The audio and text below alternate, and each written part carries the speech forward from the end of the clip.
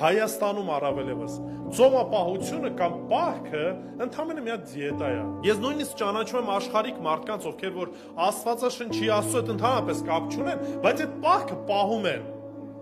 Խնդիրը սրա մեջ է, որ մենք այսօր այս կոնտեքստում, այս սովորությունների մեջ մեծանալով որոշ առումով ինքներս է շատ դեպքում չենք հասկանում ծոմապահությունը, ծոմապահության նշանակությունը եւ առհասարակ չիմանալով շատ դեպքերում ծոմ երբեք էլ չենք պահում։ Նայեք, եթե ծոմապահությունը զուտ որսենք որպես տերմինը, բառացի նշանակում է սննդից կամավոր հրաժարում։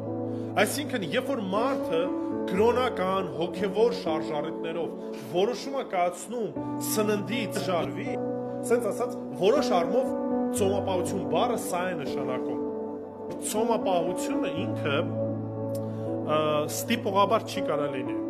Սա պետք է մեր անձնական որոշումը լինի եւ ժամանակի ինչքան ժամանակ պահելու մասին նորից որևիցե հստակ սահմանափակում կամ հստակ բան չունենք։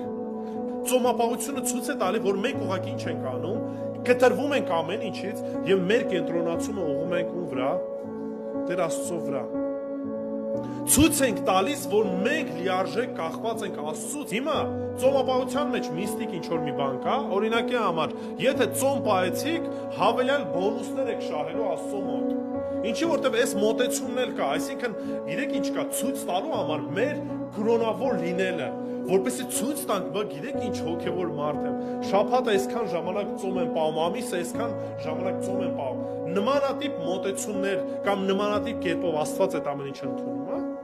Չէ, միստիկ ինչ որ մի բան չկա, ուրիշ մի բան ասեմ։ Մարդիկ կան, որ մտածում են, որ այ օրինակի համար այս հարցով աղոթում եմ, Տիրոջ կամքի մեջ չի։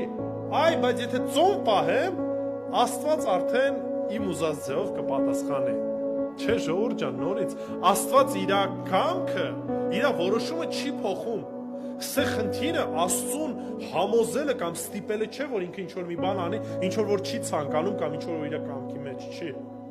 Ծոմապահությունը նախ եւ առաջ ինձ համար է, որպեսզի ինձ ինչ անի, նորից օգնի, որպեսզի իմ կենտրոնում լինի Տեր Հիսուս Քրիստոս։ Եվ իր կամքը, իր ցանկությունը։ Ծոմապահությունը նրա մասին է, որ ես իմ կյանքում առաջնային տեղը նորից ու նորից հաստատում եմ ով է Տերը Հիսուս ինքն է, Աստված ինքն է։ Եվ պատասխանը ինչ էլ որ լինի, այդ խնդրի պատասխանը ես պատրաստ եմ ընդունելու, ինչի որտեվ Տիրոջ կամքը ինձ համար գերագույն արժեք է։